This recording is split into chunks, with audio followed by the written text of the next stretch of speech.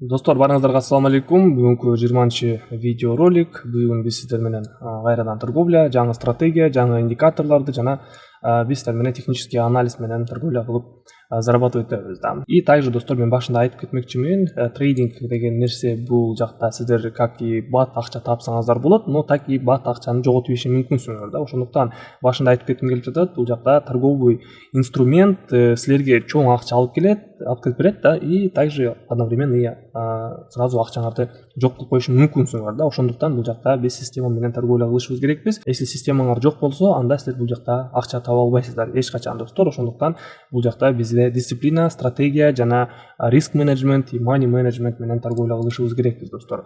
Бул бардык правилаларды, стратегияларды жана бардык началаларын бардыгында и конецтин результаттарын биз сиздер менен Telegram каналда совместно торговля кылабыз да. Telegram каналыбыз видеонун астында болот, комментарий янында, и ошол жакта сиздер Telegramыбызга катталып алсаңыздар болот достор. Мынакей бүгүнкү биздин статистикабыз. Давайте азыр биз мынакей открытый Telegram канал, ушул каналга катталасыздар, и мынакей бүгүн бизде 10 сделка тең плюс чабылды. Результат бизде 60% точных сделок болду. Менин бүгүнкү прибылим $306 чистый. И бүгүн мынакей 3 июля статистикасы да. Вот, биринчи сессиябыздыкы 4 сделка тең плюска жабылган. И итого бүгүнкү 3 июльдү плюсовой кылып жаптык. Также мынакей бул жакта бизде обучающий материалдар, роликтер ушул жака жүктөп турамын да. Вот, и также мынакей көчөгөнкү статистика, получается 2 июль 67% точных входов болду. И мынакей ушул жакта бүт бардык анализибизди и торговлябызды ушул жактан алсаңыздар болот да. Также бизде VIP чат бар.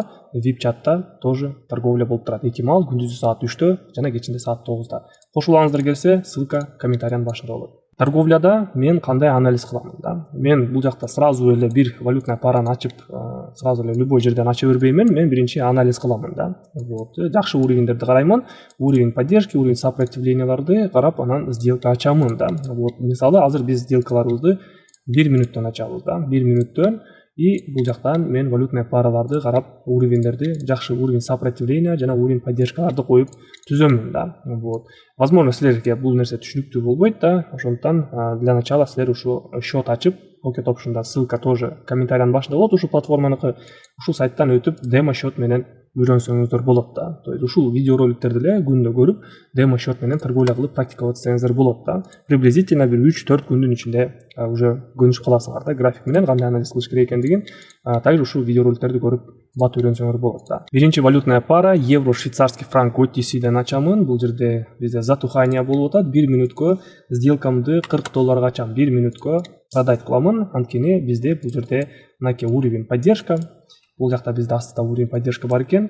И бул уровень поддержкабызга чейин бизге азыр ретест болуп түшүш керек да. То есть бул жакта бизде мынакей подъем, пробитие болду, бул уровенибизди пробитие кылды, сопротивлениябызды, и далее подъем болду. И бул жакта мынакей небольшой спад болуп атат. И мен ойлойм, бул жакта азыр ушул уровень, зеркальный уровень сопротивленияга чейин түшөт деп, ошондуктан бул жакта сделкамды мен пониженияга ачып атамын да, астыга.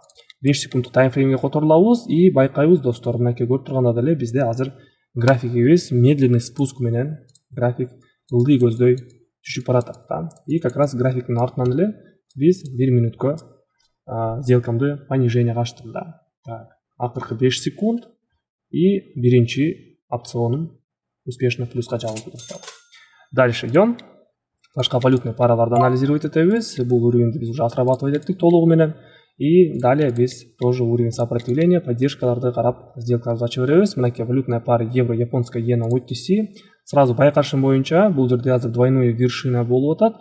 И бул жерден сделкамды мен тоже графиктин артынан эле сделкамды пониженияга ача берсем болот, но 1 мүнөттүк таймфреймде мен бул жакта сразу уровеньди байкадым. Мынакей зеркальный уровень сопротивления, и бул сопротивление азыр поддержкага айланып атат да. Көрүп тургандай эле бизде график резкий подъем болуп кетти именно ушул уровеньден да. Азыр мен астыраак уровеньден бул жакта покупкага ачамын. Мынакей ушул уровеньден 1 мүнөткө покупкага ача берсем болот да. Итак, дагы бир жолу разбор кылайлы. Эмнеге мен бул жакта покупкага ачып атамын? Бул жакта бизде мынакей зеркальный уровень деп коет. Мурдакы случай да, бул жакта бизде уровень болгон сопротивление. И бул жакта биринчи разворот болуп кеткен. Далее экинчи жолу келип касание кылды. Небольшой разворот, уровень туруштук берип туруп анан дальше пробитие кылды. и азыр график кайрадан ушул уровеньге келип атат да. И бул жактан скорее всего уровень зеркального уровня поддержки болуп калды уже. Бул жактан бизде азыр разворот болуп кетет да үстүгө. Ошондуктан бул жакта сделкамды покупкага ачып атамын да. Вот мынакей 5 секундный таймфреймди байкайлы. Акыркы 10 секунд. Бул бүгүнкү задачабыз, биз балансыбызды 4,5 миң долларга чейин көтөрүшүбүз керекпиз. Каждый күн мен балансымды, счетумду акыркы секундта көрдүңүздөрбү обвал болуп кетти, чоң свеча болуп, и бул сделкабыз минуска жабылып калды. Так, давайте анда эмесе 15 секунддук таймфреймге дагы бир жолу өтөйлү. И мынакей дагы просадка болуп атат. Бул жактан мен перекрытие ачамын. Дагы 3 сделка.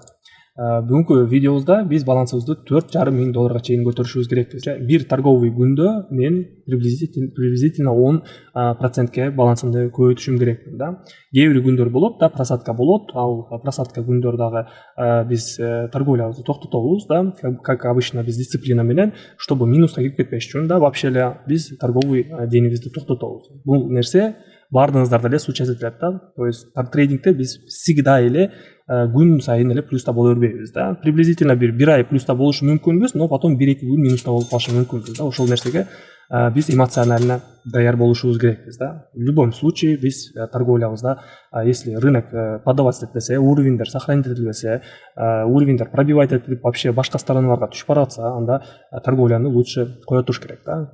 Там приблизительно 3-4 минус кармадыңбы, все, торговляны токтотуп турсаң болот да. Все, дальше сен уже автоматически либо эмоцияга кирип кетесиң, либо жадностька кирип акчаңды жоготуп ийиши мүмкүнсүң да. То есть ошол менен бул жакта биз дисциплина жана риск менеджмент и money менеджмент менен торговля кылып, бул жакта на долгосроке стабильно прибыльга чыксак болот да. Мен котировкаларды издей беремин да. По очереди үстүдөн астыга ар бир валютный параларга кирип уровеньдерди издеймин да. Вот. И жакшы уровеньди тапсам, мен сделка ачамын да. То есть любой эле точкадан ача бербеймин достор. Если любой эле точкада ача берсеңер, стратегия жок боюнча, анда силер бул жакта акчаңарды жөндөн эле уткура бересиңер да. Кийинки валютная пара AUD доллар OTC. Бул жерде биз азыр скальпировать этебиз 1 минуттон. Так, бир сделка мынакей просадкадан покупкага ачамын достор. Мынакей 5 секундный таймфреймди анализировать этип атамын. 5 секундный таймфреймде бул жакта бизде скальпинг болуп атат.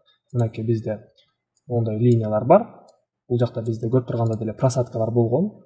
Могул точкаларда да именно ушул уровеньде просадкалар болуп тур эле. И ушул жактан 1 минутка биз ача берсек, 1, 2, 3, 4, 5 плюс кылмак экенбиз да. И как раз азыр мынакей 5-чи касаниядан 1 минутка покупка кылып атамын да. Бул жакта биз азыр скальпировать этип атабыз достор. Стратегия скальпинг тоже жакшы иштейт да. 5 секундный болобу, 1 минуттук болобу, бардык эле жерде фигуралар, паттерндер 5 секундныйда дагы и 1 минутта дагы иштей берет достор. Ошондуктан анализ кыла берсеңер болот да. Если 1 минуттукта сделка ачып атсаңар. Так, мынакей графигибиз бизде именно ушул уровеньде. Так, кандай болду? Давайте историяны карап көрөлү. Болгону 2 пунктка минуска жабылып калды. Ладно, эч нерсе эмес. Давайте бул жакта дагы 2 сделка ачамын. Давайте 100 долларга ачайлы да. 2 опцион 40 доллардан ачтым и дагы бир опцион 20 долларга. 2 секунд 1 0 есть плюс. Жана бизде 2 пунктка минуска жапты эле. Азыр болсо 6 пунктка сделкабыз плюска жабылды да. Мынакей. Все, балансыбыз уже 4526 доллар болуп калды. Эгерде чындап үйрөнүп жана акча тапкың келсе, биздин телеграмыбызга катталыңыздар. Ссылка комментариянын башында болот, жана биздин YouTube каналыбызга да катталганын унутпаңыздар.